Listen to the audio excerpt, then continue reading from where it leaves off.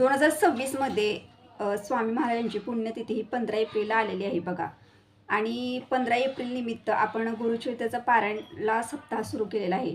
तुम्हाला सर्वांना माहिती आहे की 7 दिवसाचा हा सप्ताह असतो आणि हे 7 दिवसाचं आपण पारायण करत असतो. आता काही महिला ह्या घरामध्ये सुद्धा पोथी वाचनासाठी पारायणासाठी बसलेल्या आहेत, तर त्यांनी घरामध्ये सुद्धा उद्यापन करायचं आहे. उद्यापनाची सांगता त्यांनी घरामध्ये अगदी साध्या सोप्या पद्धतीनं कशी करायची ह्याविषयी सुद्धा मी तुम्हाला सांगेन बघा. त्याचप्रमाणे काही महिला, काही दादा हे सामूहिक पैठण केंद्रामध्ये सुद्धा पारायणासाठी बसलेले आहेत बघा.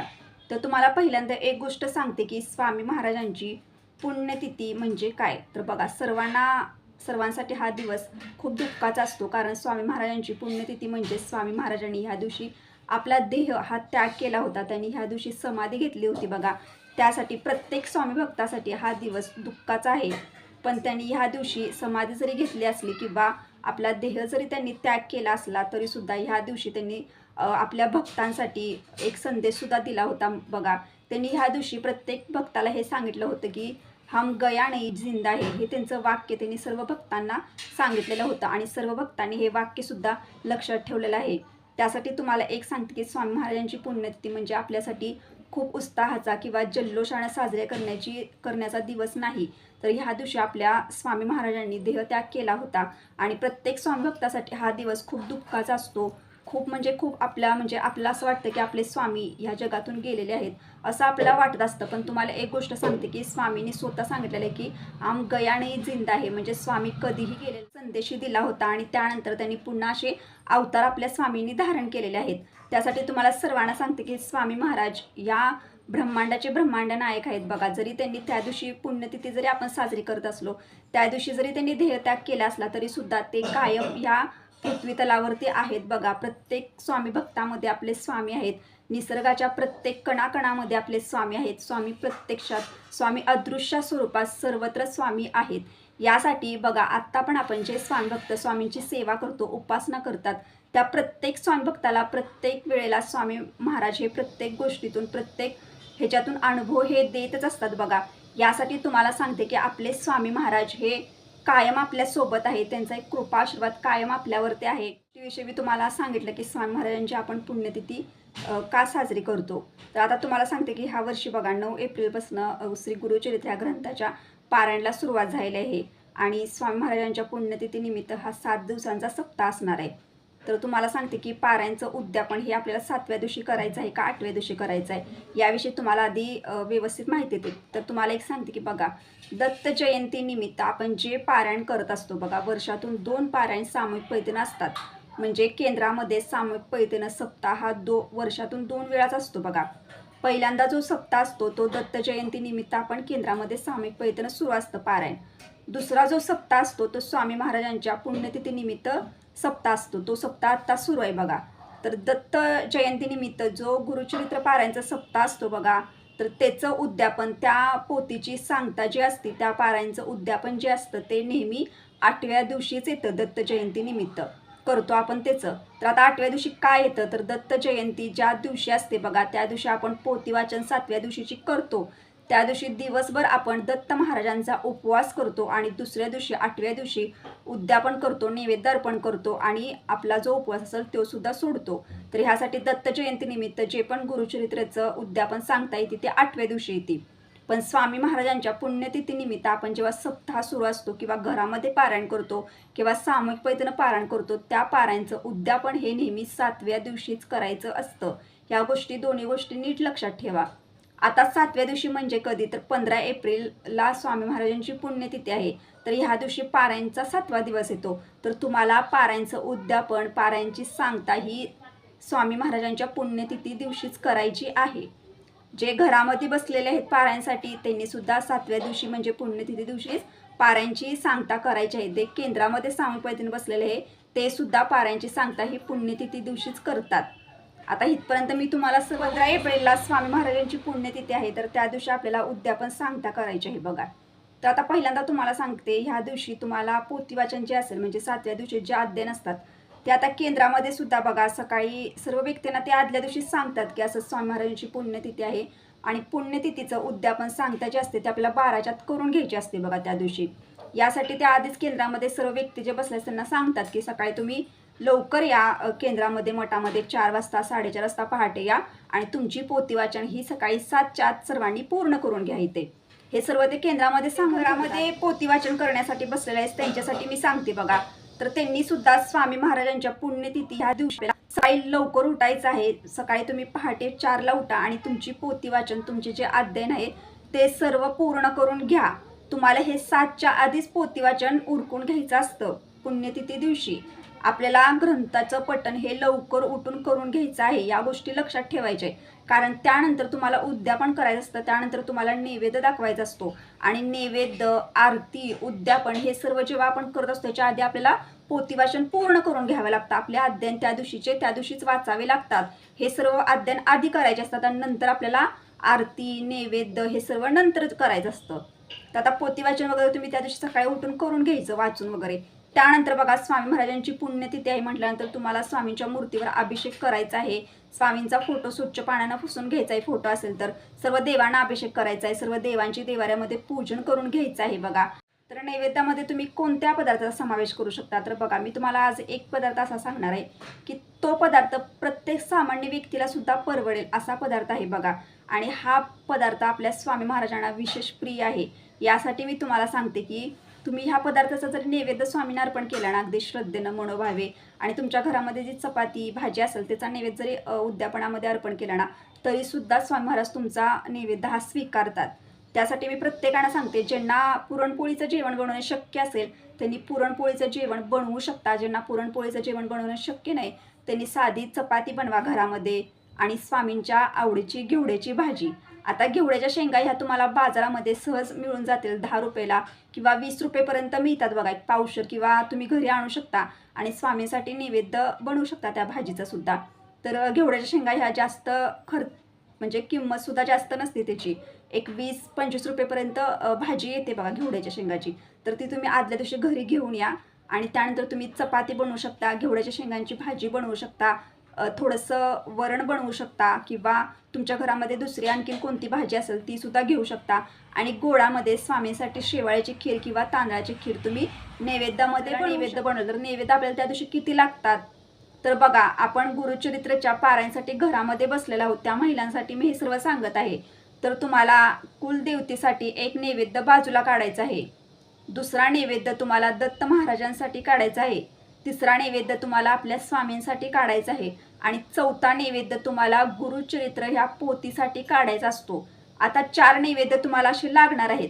तर तुम्हाला 4 नैवेद्य काढत असताना आपण जेव्हा आपल्या घरी एखादी व्यक्ती जेवणासाठी बोलवतो बघा तेव्हा कसं ताट गच्च भरून 2 चपात्या किंवा भात वगैरे आमटी जे काही तुम्ही बनवले घरामध्ये बघा ते सर्व घेतो. तसंच तुम्हाला ताट व्यवस्थित पूर्ण नैवेद्याचं बनायचं असे 4 ताट तुम्हाला भरायचे आहेत नैवेद्याचे. आता 10:30 पर्यंत हे सगळं करून बनवून घ्यायचं आहे घरामध्ये बघा. आता त्यानंतर नैवेद्य तुम्हाला 4 काढायचे. तर काय करायचं आपल्याला नैवेद्य वगैरे तुम्ही सर्व भरून घेतले. आता 10:30ची स्वामींची महानैवेद्य आरती असते बघा. आपल्या नित्यसेवेच्या पुस्तकामध्ये आहे. ती सर्व आरती वगैरे आपण 10:30ची करून घ्यायची. 10:30ची आरती करून घेतल्यानंतर आपल्याला त्याचे 4 नैवेद्य असतात. ते नैवेद्य आपल्याला आपल्या जिथं आपण पूजा मांडणी केली जिथं आपण पोथी ठेवल्यात तिथं ते नैवेद्य आणून ठेवायचे आहेत साईडला. त्यानंतर नैवेद्य दाखवताना आरती करून घ्यायची असते आणि त्यानंतर आपल्याला नैवेद्य अर्पण करायचे त्या दिवशी. तर आपल्याला काय करायचं आहे तर तुळशीपत्राचा वापर करायचा आहे बघा. तुळशीपत्राचा वापर न करता तुम्हाला नैवेद्य अर्पण करायचे नाहीत. मी तुम्हाला ह्याच्या आधी पण सांगितलंय स्वामी महाराजांची सेवा करता उपासना करता त्यावेळेला तुळशीपत्राचा वापर करूनच आपल्याला स्वामींना नैवेद्य अर्पण करायचे असतात. तर तुम्हाला असे 5 तुळशीपत्र लागणार आहेत बघा. 4 जे तुळशीपत्र म्हणजे तुळशीचे एक पानं लागणार आहेत. 4 पानं तुम्हाला एक पहिला जो नैवेद्य असतो कुलदेवतेचा जो नैवेद्य असतो त्याच्यावरती तुम्हाला एक तुळशीचं पान ठेवायचं आहे. स्वामी महाराजांचा एक नैवेद्य आहे त्याच्यावरती एक तुळशीचं पान ठेवायचं आहे. दत्त महाराजांचा एक नैवेद्य आहे त्याच्यावरती एक तुळशीचं पान ठेवायचं आहे. आणि पोथीचा जो नैवेद्य आहे त्याच्यावरती सुद्धा आपल्याला एक तुळशीचं पान ठेवायचं आहे. नैवेद्य तुम्ही एका लाईनीमध्ये सुद्धा ठेवू शकता. पहिल्यांदा भरीव पाण्यात चौकण करा त्याच्यावरती एक ताट ठेवा कुलदेवतेचं. दुसरं भरीव पाण्यात चौकण करा त्याच्यावरती दत्त महाराजांचं ताट ठेवा. तिसरं पाण्याचं चौकण करा त्याच्यावरती स्वामी महाराजांच्या नैवेद्याचं ताट ठेवा. आणि चौथं पाण्यात चौकण करा त्याच्यावरती पोथीच्या ग्रंथाचं नैवेद्याचं ताट ठेवा. त्यानंतर जे तुळशीपत्र तुमच्या हातात असतं बघा ते तुळशीपत्र पूर्ण 4 नैवेद्याच्या पूर्ण गोलाकार फिरवून घ्यायचं आणि तुळशीपत्र फिरवत असताना आपल्याला गायत्री मंत्राचं 3 वेळा पठण करायचं आहे. आता तुम्हाला नैवेद्य कसा दाखवायचा असतो किंवा नैवेद्य दाखवताना कोणते मंत्र पठण करत असतात याविषयी सुद्धा डिटेलमध्ये माहिती देणारा व्हिडिओ आपल्या चॅनलवरती आहे. त्यानुसार तुम्ही नैवेद्य दाखवू शकता किंवा शिवाय जरी तुम्ही 3 वेळा नुसतं गायत्री मंत्र पठण केलं आणि त्यानंतर जरी स्वामींना नुसतं एवढं जरी म्हटलं की स्वामी नैवेद्य समर्पयामी असं जरी 3 वेळा म्हटला आणि स्वामींना पोतीला म्हणजे पोती आहे बघा, गुरुचरित्राची पोती आहे, कुळदेवी आहे आपले देवाऱ्यामध्ये, आपले स्वामी आहेत, आपले दत्त महाराज आहेत, या सर्वांना तुम्ही सांगायचं की तुम्ही सर्वांनी जेवून घ्या अशी विनवणी करायची तुम्ही तिथं. त्यानंतर तुम्हाला मुजरा करायचा आहे आणि त्यानंतर तुम्हाला सांगते आता इथं तुमचं नैवेद्य वगैरे तुम्ही सर्व दाखवून घेतला तर त्यानंतर काय करायचं, 10:30च्या आरतीनंतर अर्पण केला. आता बघा खूप अशा महिला असतात की त्यांचं घरामध्ये लहान बाळ आहे किंवा काही व्यक्ती असतातच आणि त्यांना खूप असं सगळं एकटीनं करायचं असतं, त्यामुळे त्यांना वेळ होत असतो या गोष्टीसाठी. तर त्यांना मी एक सांगते की तुम्हाला हे सर्व गोष्टींना 12च्या आधी घरामध्ये करून घ्यायच्यात बघा. आता तुम्हाला 10:30ची महानैवेद्य आरती नाही सापडली, तुमचं जेवण जर 11:15 11:30 पर्यंत जरी घरामध्ये बनवून झालं नैवेद्याचं, तर तुम्ही गणपतीची आरती करा, दत्त महाराजांची आरती करा, अशी जी तुम्हाला आरती येत आहे ती आरती करून जरी नैवेद्य अशा पद्धतीने मगाशी सांगितलं बघा, 4ही नैवेद्य अशा पद्धतीने तुम्ही दाखवू शकता. तसं केलं तरी सुद्धा चालेल, पण शक्य होईल तेवढं 12च्या आधीच सर्व गोष्टी करण्याचा प्रयत्न नाही करायचंच आहे तुम्हाला. 12च्या आधीच सर्व गोष्टी उद्यापन हे 12च्या आधीच करून घ्यायचं आहे बघा. आता त्यानंतर दिवसभरामध्ये बघा उद्यापन आपण ह्या दिवशी गुरुचरित्राचं पारायणचं केलंय तर घरामध्ये आपल्याला ब्राह्मण जोडपं एखादं जेव घालायचं आहे बघा, बोलावू शकता. किंवा तुम्हाला नाही शक्य झालं, तुम्हाला एखादं सुद्धा जोडपं घरामध्ये मिळालेलं नाही बाहेर तुम्हाला कुठेच, किंवा कोणीच तुम्हाला तुमच्या घरी जेवणासाठी म्हणजे मिळालेलं नाही तुम्हाला त्या दिवशी, तर तुम्हाला एक सांगते की मला तर असं वाटतं बघा की त्या दिवशी आपण स्वामी महाराजांचं उद्यापन केलं, म्हणजे उद्यापनाची सांगता 7 दिवस आपण आपल्या स्वामींचं पोथीवाचन केलं, गुरुचरित्राचं पारायण केलं मनोभावे.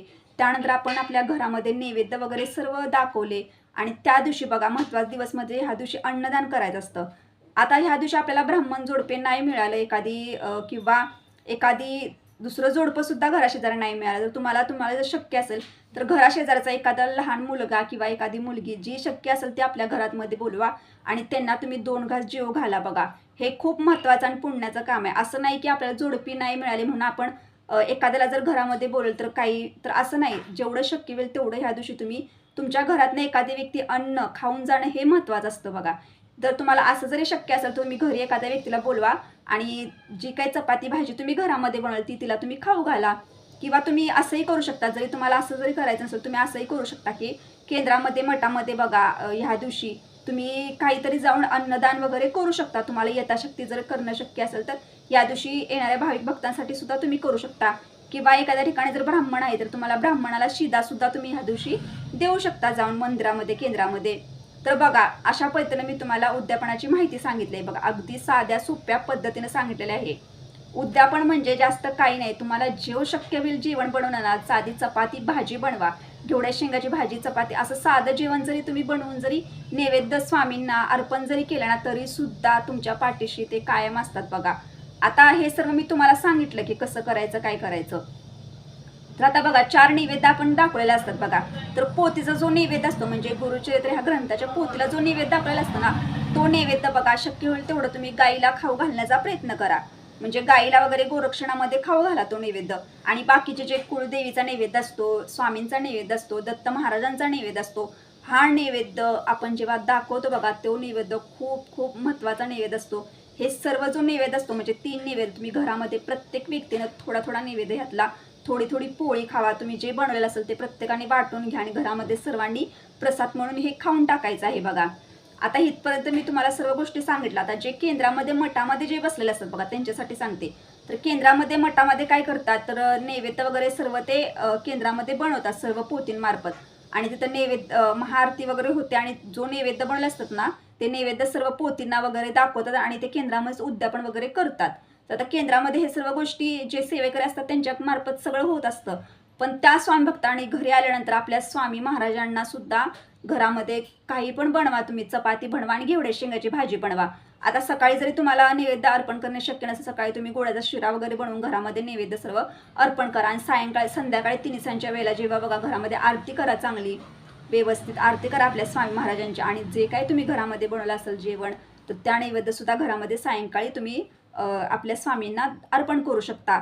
आणि केंद्रामध्ये जे बसलेले आहेत बघा पारायणासाठी, त्यांना जर शक्य असेल तर घरामध्ये तुम्हाला जर इच्छा असेल तर तुम्ही घरामध्ये एखाद्या व्यक्तीला जेवणासाठी बोलवू शकता. आणि ह्या दिवशी बघा अन्नदान करण्याला किंवा ज्या आपण वस्तू दान धर्म करण्याला खूप महत्त्वाचा दिवस आहे. या दिवस स्वामी महाराजांची पुण्यतिथी आहे. तुम्हाला जे शक्य होईल ते यथाशक्ती गोरगरिबांना दान धर्म सुद्धा नक्कीच करा. तर चरित्राचं पोते आता कधी हलवायचे हा पण प्रश्न मनामध्ये शंका निर्माण होतो. तुम्ही त्या दिवशी सुद्धा संध्याकाळी पोती ग्रंथ वगैरे उचलू शकता, पण ग्रंथ कधी सुद्धा डायरेक्ट उचलायचा नसतो. या गोष्टींची काळजी घ्या. कारण कसं आहे, तुम्ही एकतर 7 दिवस व्यवस्थित सगळे नियम पाळलेले असतात. गुरुचरित्र ह्या ग्रंथाचं पारायण तुम्ही केलेलं आहे. हा ग्रंथ साधा नाही आणि ह्या ग्रंथाचं पारायण करणं एवढं पण सोपं नाही. स्वामींची विचार त्यानंतरच आपण ह्या प्रभावी ग्रंथाचं पारायण करू शकतो. तुम्ही एवढे नियम पाळून पारायण केले, एवढे व्यवस्थित सर्व घरामध्ये केलं आणि पोती उचलताना तुम्हाला व्यवस्थित उचलायची आहे, तर कशी पोती उचलायची आहे याविषयी सुद्धा माहिती देणार व्हिडिओ सुद्धा आपल्या चॅनलवरती लवकरच येईल. तर तुम्ही त्याप्रमाणे पोती उचलू माहिती दिली. त्यामध्ये जर तुम्हाला काही शंका असतील, काही प्रश्न असतील तर तुम्ही कमेंट करून नक्कीच विचारू शकता. आणि तुम्हाला जर हा व्हिडिओ आवडला असेल ना तर नक्कीच कमेंटमध्ये ना श्री स्वामी समर्थ नक्कीच लिहा. एक छोटंसं हाईप करा. व्हिडिओ आवडला तर लाईक करा आणि नवीन जर चॅनलवर असाल तर चॅनलला सुद्धा नक्की सबस्क्राईब करा. भेटा नेक्स्ट व्हिडिओमध्ये. पण सर्व स्वामी सेवेकरांना श्री स्वामी समर्थ.